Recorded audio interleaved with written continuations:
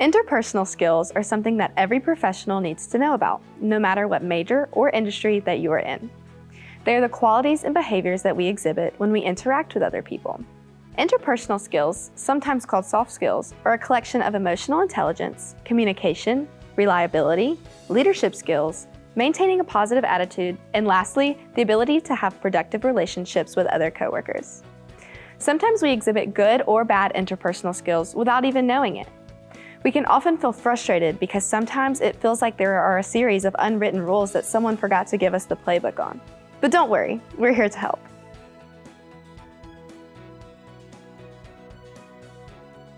Helping to understand others' emotions in the workplace can enable us to accomplish many things, like resolving conflicts, building more productive teams, and improving our relationships with workers, clients, and customers.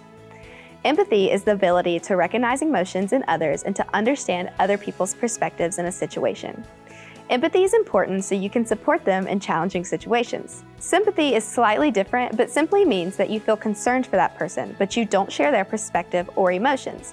Basically, you haven't been put in their shoes and you haven't felt their situation before, but you feel for them. You can demonstrate appropriate sensitivity or empathy by giving your full attention when a coworker talks through a problem with you. You want to show sincere interest in others and their concerns. If they're upset by a decision that was made, it would not be a good idea to just say, "Get over it, it's done." Instead, we want to be sensitive to their feelings and say, "I'm sorry that decision didn't go like you thought it would. I know you put a lot of effort into the plan." In some cases, a coworker might be out due to a family emergency. It might be a good idea to look for a way to offer assistance to someone who seems to need it. You could offer to cover a meeting or respond to an email by simply saying, "Is there anything I can help you do this week?" On the same note, we recommend giving coworkers the benefit of the doubt before passing judgment. Practicing patience with your coworkers can be crucial in demonstrating empathy in the workplace.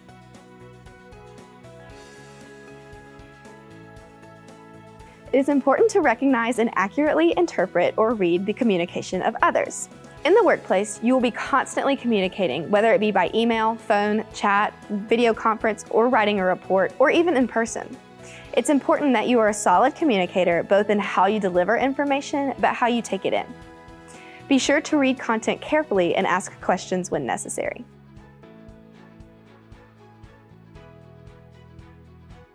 First, let's talk about body language. This is a form of communication that we give off without even thinking about it, although it can be very telling. It can give us clues as to the feelings or current status of our coworkers.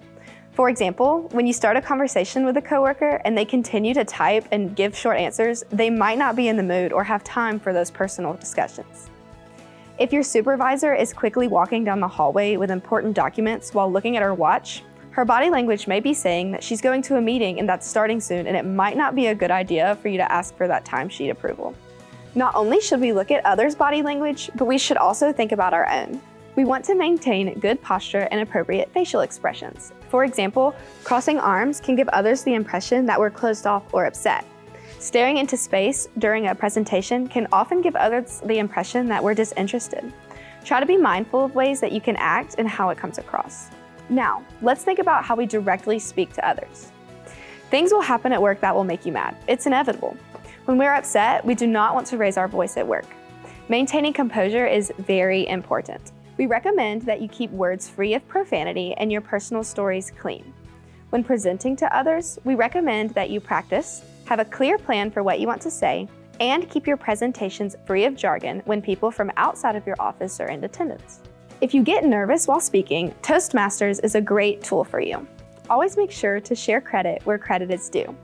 Taking sole credit for a project when others were involved is often a way to burn a bridge between coworkers and put your name on your supervisor's radar.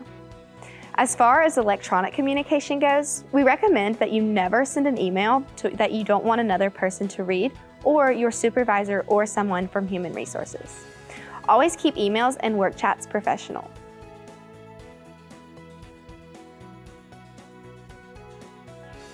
Let's prepare you for what happens if you feel like you've strained a relationship. We recommend being ready to apologize when you need to. If you feel like you've been accused of something that you didn't do, we suggest talking to your supervisor. If you are approached with a problem regarding your behavior and you try to lie, please be mindful that things are digital, recordable, and often undeniable. It's just not a good idea. Taking ownership Acting honestly and fixing any occurring mess you might have made when you make a mistake is a very important part of being a professional. Many times, it is not the mistake that we make, but how we handle them that could get us in trouble. Also, remember to stay flexible in your projects. Plans may change and people may bring on new ideas that are different from yours. Be open to these ideas.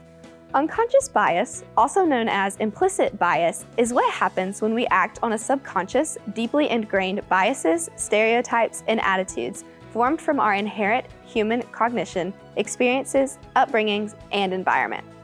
It is important to evaluate our own biases, recognize them, challenge our beliefs and impulses, and make a plan to regularly check up on our biases. When working in a professional environment, it is important that we maintain relationships with our colleagues. We can start doing this by having open lines of communications with others. This includes responding to an email an appropriate amount of time, putting our phones away during face-to-face conversations, and checking our body language. A great way to establish connections with coworkers is to allow them to share our problems and successes with us.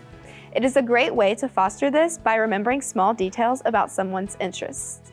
For example, "Hey Bill, I heard you had that fishing competition this weekend. How did it go?" If someone shares a problem with you, stay engaged in the conversation and follow up with them after.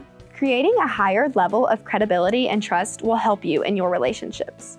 You can do this by giving credit when credit is due, staying away from office gossip, and being an honest and consistent person.